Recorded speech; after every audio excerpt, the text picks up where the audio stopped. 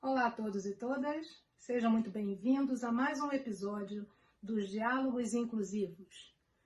É uma ação do Laboratório de Estudos e Pesquisas em Educação, Diversidade e Inclusão, o LEPED, que é um grupo de pesquisa da Universidade Federal Rural do Rio de Janeiro.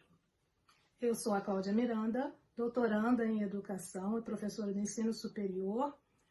Esta é a professora Carla Fortes, mestranda em Educação e tradutora e intérprete de Libras no Instituto Federal do Espírito Santo, e hoje abordaremos o tema, nesses diálogos inclusivos, da mediação com crianças e jovens não oralizados, neste momento de isolamento social que estamos passando e que precisam, de alguma forma, dar continuidade aos seus estudos, às suas aprendizagens no contexto familiar.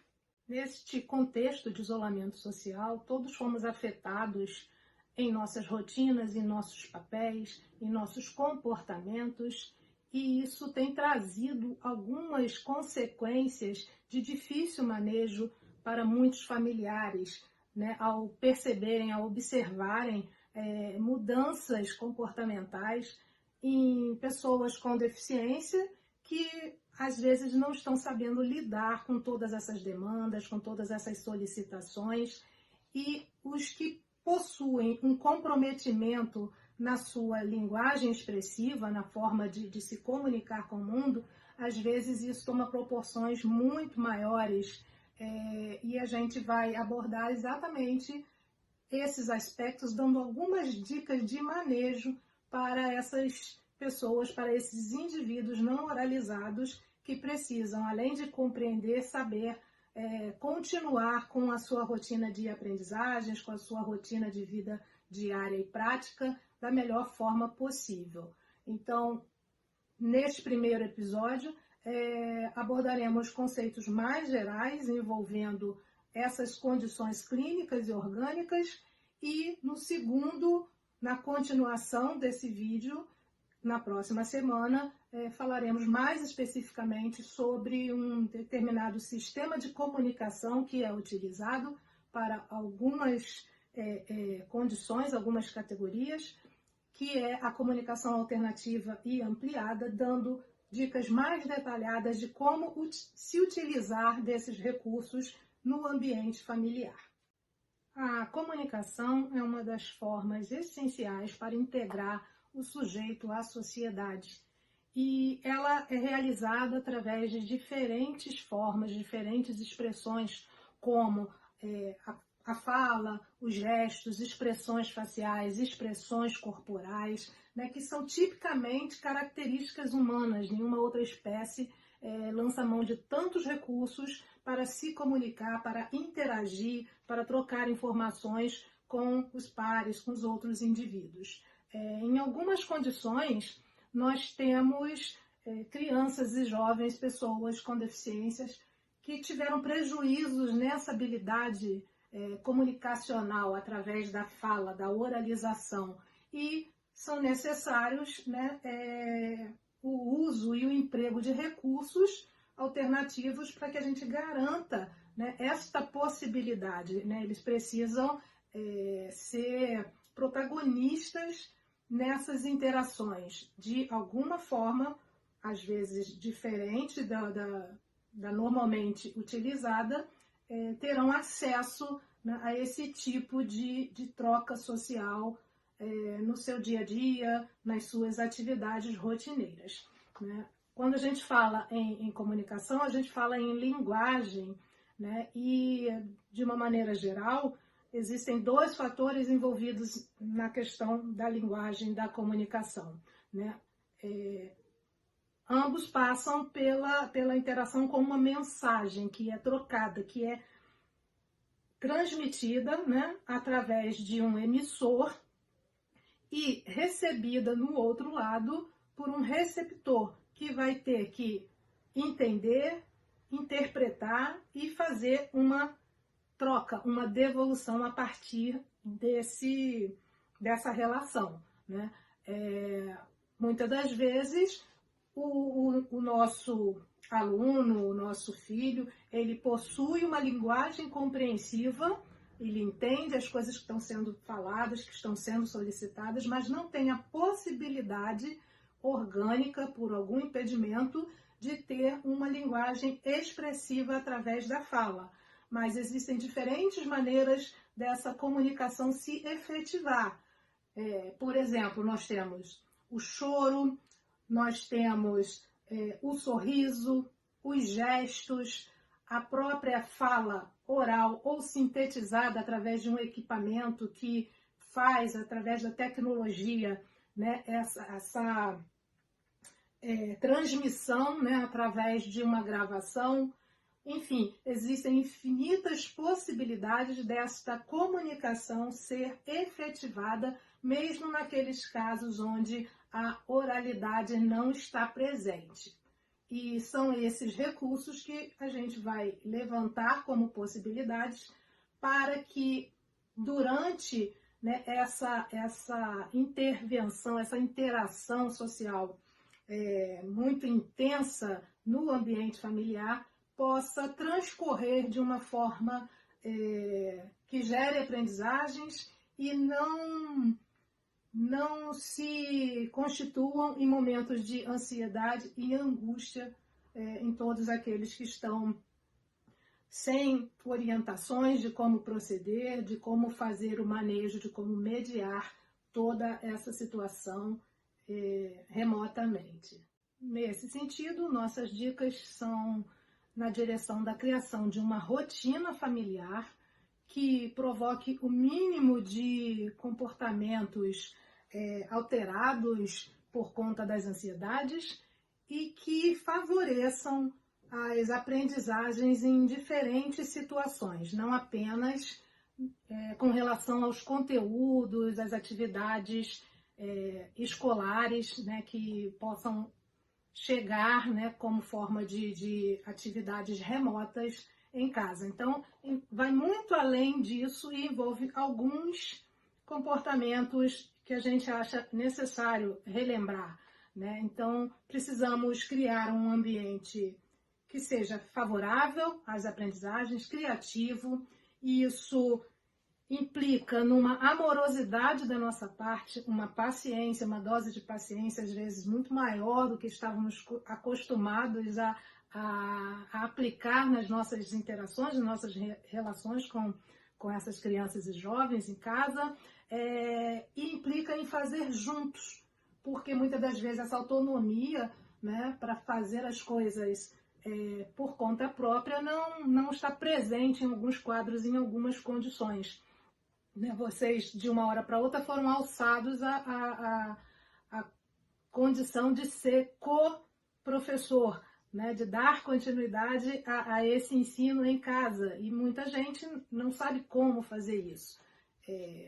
Logo, tudo isso vai passar e eles vão continuar a receber esse atendimento pedagógico no espaço propício para isso. Mas, enquanto estamos enfrentando toda essa situação, a criação dessa rotina é muito importante porque ela pretende organizar o pensamento e o entendimento por parte dessa criança ou desse jovem.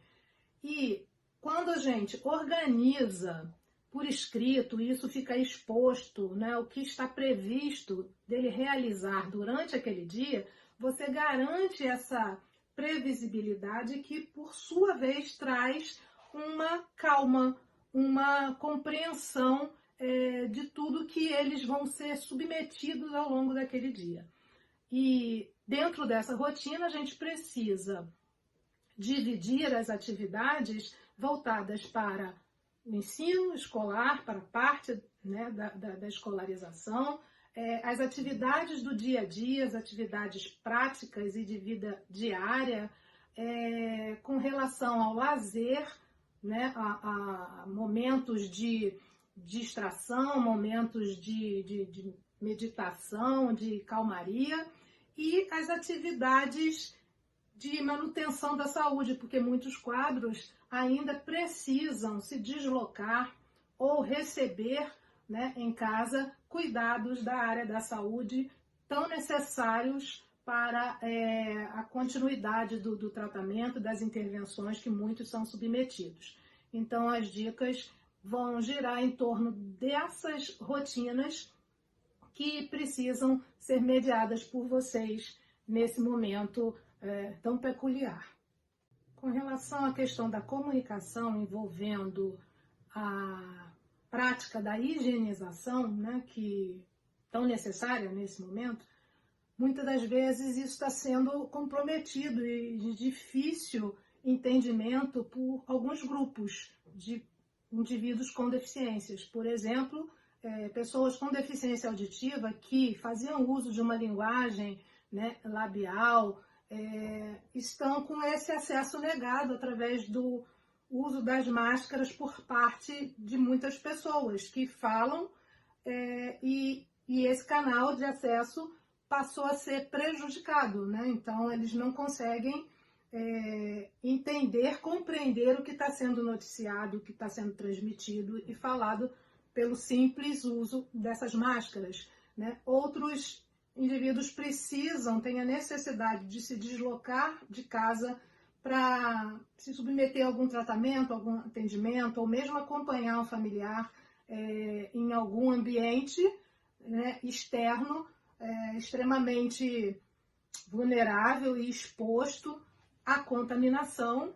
E esses indivíduos fazem uso de cadeiras de rodas, fazem uso de andadores, de carrinhos, que igualmente ficam expostos a essa contaminação, né? Além de órteses, né, que se utilizam como calhas para braços, pernas, coletes, né? Uma série de outros recursos necessários para a sua condição que também ficam vulneráveis a essa contaminação. Então, eles precisam entender, né, os esclarecimentos precisam chegar com relação aos procedimentos de higienização que todos serão submetidos. Ou seja, ao chegar a casa com a minha cadeira de rodas, ela precisará ser higienizada para evitar essa contaminação nos outros ambientes, né? Eu precisarei me submeter à higienização com água, sabão, álcool, né? Lembrando que em muitos casos são alérgicos, têm uma sensibilidade muito grande a determinados produtos químicos, né? Se eu higienizo alguma coisa com álcool, um brinquedo, um jogo, e ele vai levar aquilo à boca, né, por ter essa necessidade, essa característica de levar tudo à boca.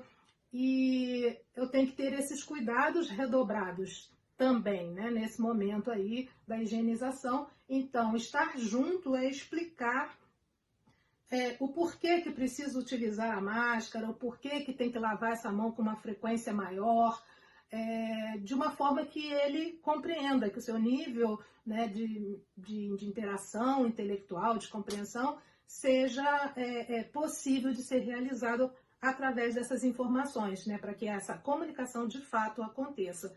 E eu posso utilizar isso através de diferentes recursos, como a fala, né, eu emito a informação através dessa mensagem oral, ou posso lançar mão de figuras, de gravuras, de objetos, de cartazes, de pranchas de comunicação, para que essas trocas de fato aconteçam, né, e todos possam interagir com essas novas necessidades, essas novas demandas dos tempos que a gente está vivenciando. Ainda dentro da rotina, mas agora voltada para as questões das aprendizagens de conteúdos escolares, é importante que a gente crie um ambiente, né, que eleja uma parte da casa para que essas ações sejam efetivadas. E tenha à disposição aqueles materiais necessários para que, de fato, ele possa dar conta dos trabalhos que chegam da escola, das solicitações que vêm até ele nesse momento. Lembrando que a gente precisa priorizar as formas de continuar aprendendo e não os conteúdos em si.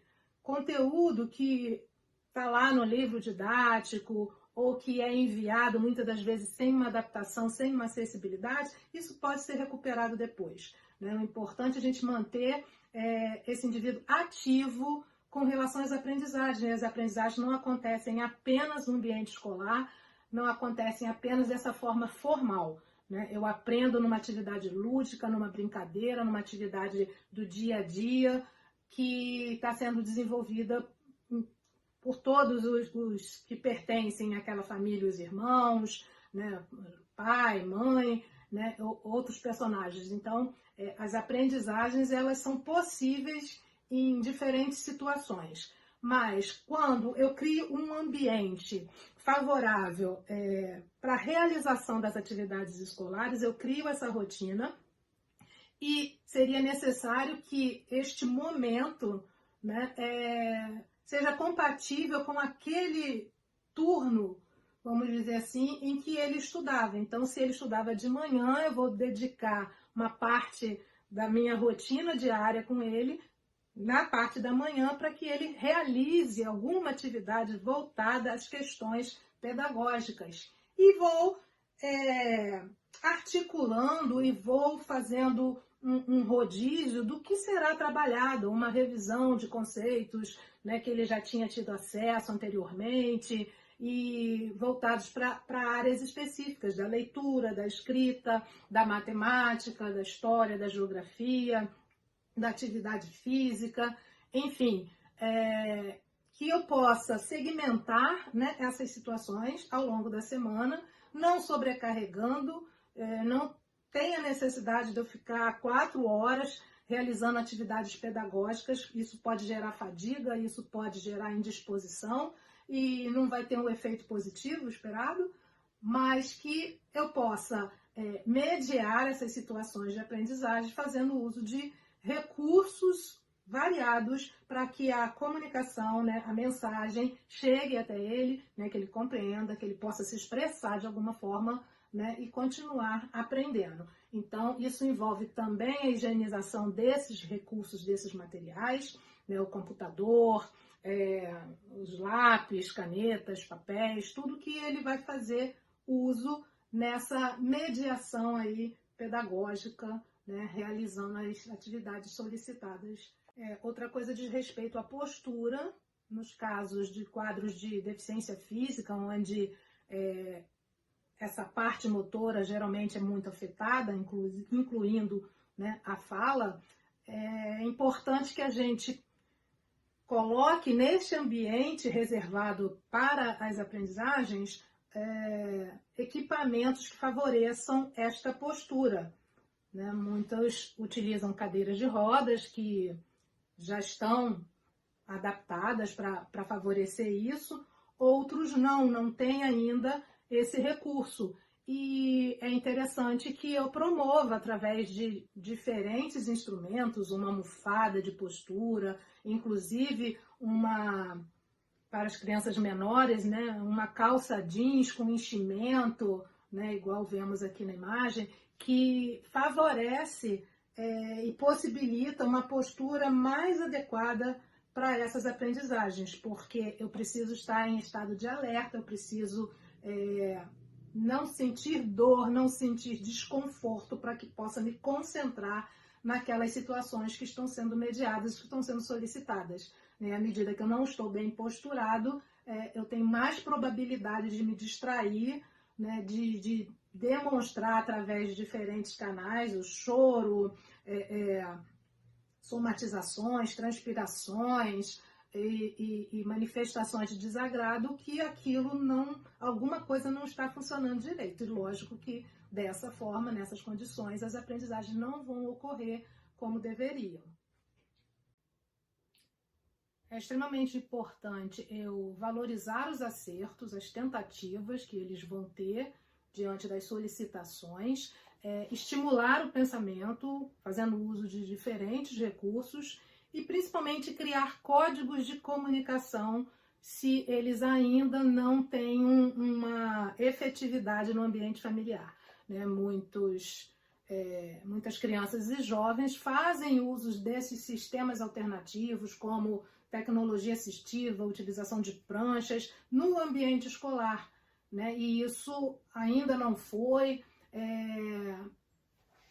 direcionado para as interações em casa, né? E por conta disso, esses meninos acabam tendo um distanciamento, né, do tipo de intervenção, de interação, do que era realizado na escola e do que era realizado em casa, porque quando eu interajo no ambiente familiar, eu já tenho meus códigos, né, de comunicação com ele, muitas das vezes pautados em princípios de observação, né? Eu sei que ele está com fome, eu sei que ele está querendo assistir alguma coisa, ou está incomodado por alguma situação, e executo, né, todas essas necessidades, às vezes de uma forma muito automatizada, porque já estou acostumada a fazer dessa forma.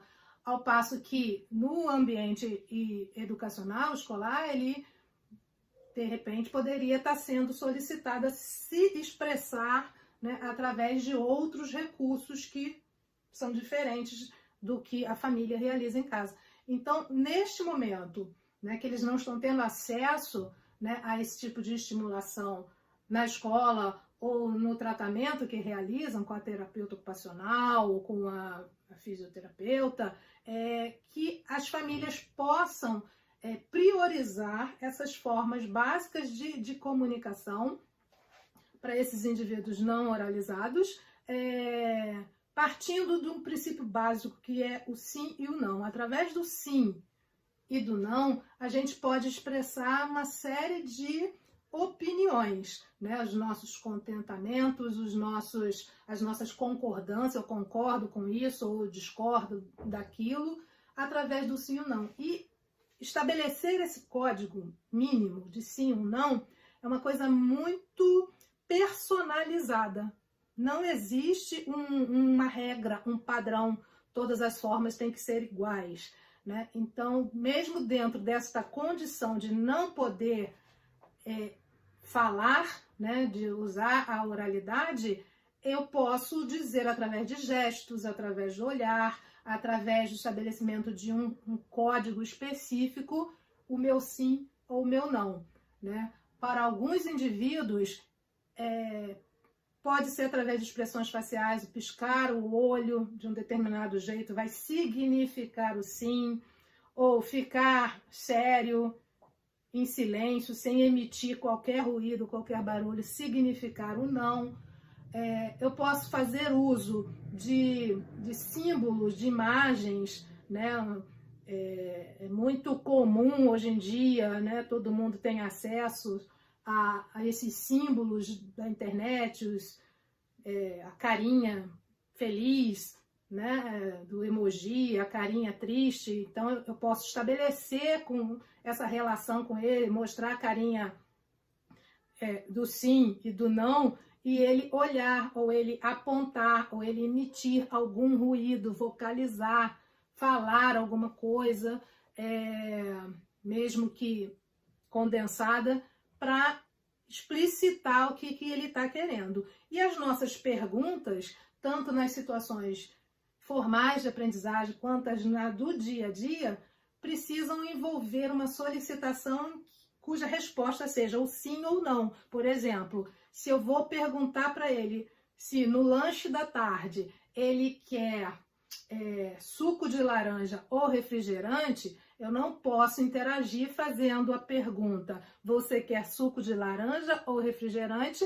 Porque as possibilidades de resposta serão sim ou não e não se encaixam dentro dessa pergunta. Então eu tenho que fazer uma de cada vez. No lanche, você quer suco de laranja? Sim ou não? Então ele vai ter a possibilidade de me dar uma resposta, né? Se for o não, eu apresento a outra opção disponível, né? E pode ser que ele também não queira, que queira água, por exemplo, né? Então, todas as perguntas, as interações do brinquedo que ele quer assistir ou não, precisam envolver basicamente, né, com os recursos que a gente tem em casa, que vai disponibilizar respostas que englobem o sim ou não. Já é um princípio assim, fundamental da comunicação alternativa e ampliada, que vai ajudar muito no manejo e vai dar essa oportunidade dele se expressar, dele manifestar os seus desejos e as suas compreensões de tudo que está sendo ali trabalhado com ele.